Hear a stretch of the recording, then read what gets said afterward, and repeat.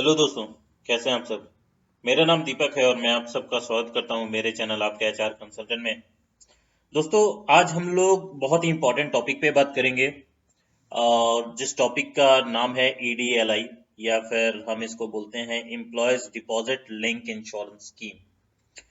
अब ईडीएलआई में जो कंपोनेंट होते हैं, जो कंट्रीब्यूशन जाता है, वो बेसिकली ईपीएफ के थ्रू जाता है, तो आपको एडिशनल जो है कंट्रीब्यूशन करने की जरूरत नहीं पड़ती है।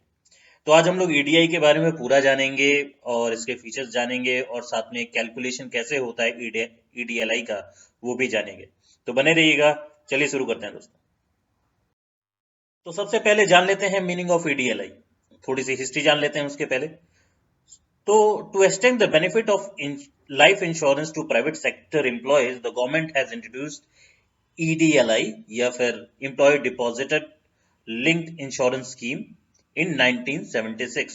तो ये जो EDLI की स्कीम है दोस्तों, employ deposit linked insurance scheme, वो 1976 में इंट्रोड्यूस की जाती है ताकि जो प्राइवेट सेक्टर के एम्प्लॉय हैं उनको थोड़ा कवरेज मिल सके या बेनिफिट मिल सके इंश्योरेंस का, लाइफ इंश्योरेंस का। तो इसके सिलसिले में ये 1976 को लागू किया जाता है। और ईडीएलआई applies to all organizations registered under the Employees Provident Fund and Miscellaneous Provision Act 1952। तो ईडीएलआई जो है वो सारे के सारे ऑर्गेनाइजेशन, सारे के सारी कंपनियों में लागू होते हैं जो पीएफ के अंडर रजिस्टर्ड है। ठीक है, तो ईपीएफ जिस भी कंपनी में कटता है उन एम्प्लॉयज का ईडीएलआई भी कटता है। अब आगे बताऊंगा कैसे करता है। ठीक है, तो then employee deposited link insurance scheme या फिर EDLI is an insurance cover provided by EPFO for private sector salaried employee. तो जो ईडीएलआई है ये एक प्रकार का इंश्योरेंस, लाइफ इंश्योरेंस कवर होता है जो कि ईपीएफओ या प्रोविडेंट फंड की जो ऑर्गेनाइजेशन है, एम्प्लॉय प्रोविडेंट फंड ऑर्गेनाइजेशन, वो प्रोवाइड करती है प्राइवेट सेक्टर सैलरीड एम्प्लॉय को। देन जो भी रजिस्टर्ड नॉमिनी है, the registered nominees receives a lump sum payment in the event of death of the person insured during the period of the service. अगर in case भगवान ना करे आपके किसी परिवार वालों में से किसी का जो है डिमाइस हो जाता है, तो जो भी नॉमिनी होता है, जो भी रजिस्टर्ड नॉमिनी होता है, उनको लमसम पेमेंट जो है मिल जाती है during the time of the service of the period. कहने का मतलब अगर वो जो जिस समय वो काम कर रहे थे उस समय के दौरान कोई हादसा या घटना हो जाती है, in case of demise, in case of death, तो जो नॉमिनी होगा उनको जो है लमसम पेमेंट गवर्नमेंट करती है। तो होप आप लोगों को जो है मीनिंग समझ में आया होगा दोस्तों ईडीएलआई का। चलिए अब आगे चलते हैं और जानते हैं इसके फीचर्स क्या क्या है। अब इसके फीचर्स मैं बता देता हूं दोस्तों। Any organisation that has more than 20 employees need to register for EPF. सबसे पहली बात तो यह है कि जिस भी कंपनी में 20 से ज्यादा एम्प्लॉय होते हैं तो उनको ईपीएफओ के लिए रजिस्टर करना पड़ता है। और जैसे ही ईपीएफओ के लिए रजिस्टर करते हैं तो वो ऑटोमेटिकली जो है ईडीएलआई स्कीम में भी रजिस्टर हो जाते हैं। वही मैंने बताया। Therefore any employee who has an EPF account या EPF account automatically becomes eligible या automatically becomes a member for EDLI scheme as well. This contribution is automatically done via EPF. ये ईपीएफ के थ्रू किया जाता है, तो इसके लिए आपको अलग से कोई कंट्रीब्यूशन करने की जरूरत नहीं है। तो जो आपका मंथली ईपीएफ में पैसा जो कटता है 12% जो है, उसी के द्वारा जो है कुछ परसेंट, कुछ 0.5% जो है वो ईडीएलआई स्कीम में ट्रांसफर होता है। तो आपको अलग से कोई कंट्रीब्यूशन करने की जरूरत नहीं होती ईडीएलआई में। अब EDLI applies to all employers which who have the basic salary under 15,000 per month. If the basic salary goes above 15,000 per month, the maximum benefit is capped at rupees 6 lakh। तो कहने का मतलब है ईडीएलआई उन employers के लिए होता है जिनकी जो बेसिक सैलरी है वो 15,000 पर मंथ है। अगर बेसिक सैलरी जो है 15,000 से ऊपर चली जाती है तो मैक्सिमम जो कैप है वो बढ़ा के 6 लाख कर दी जाती है।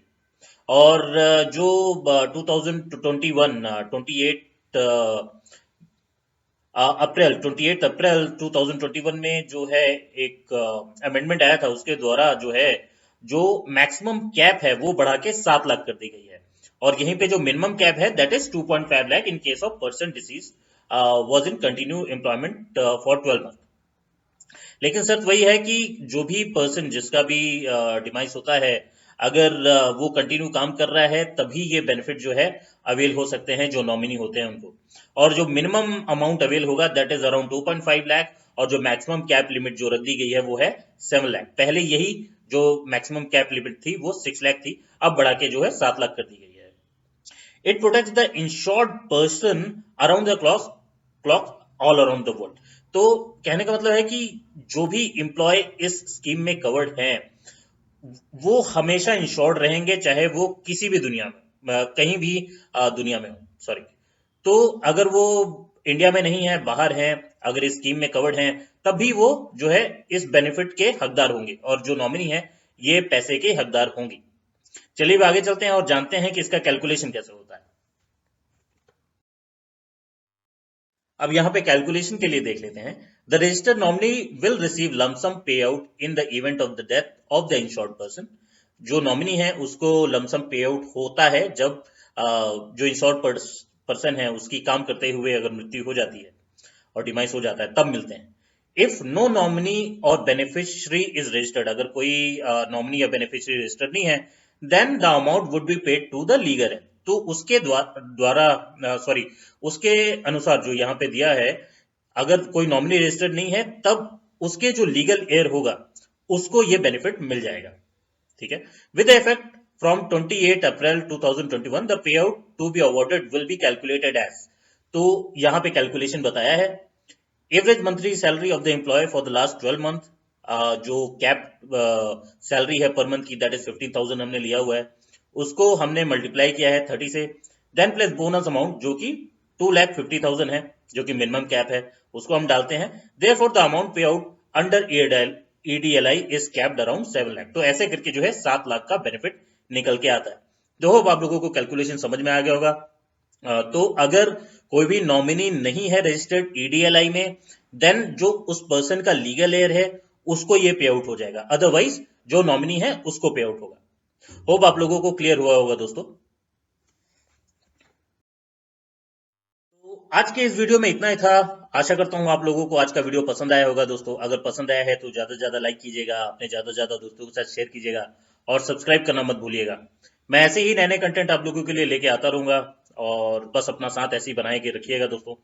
मैं मिलूंगा आप लोगों से अगली वीडियो में, तब तक के लिए अपना ख्याल रखिएगा। धन्यवाद।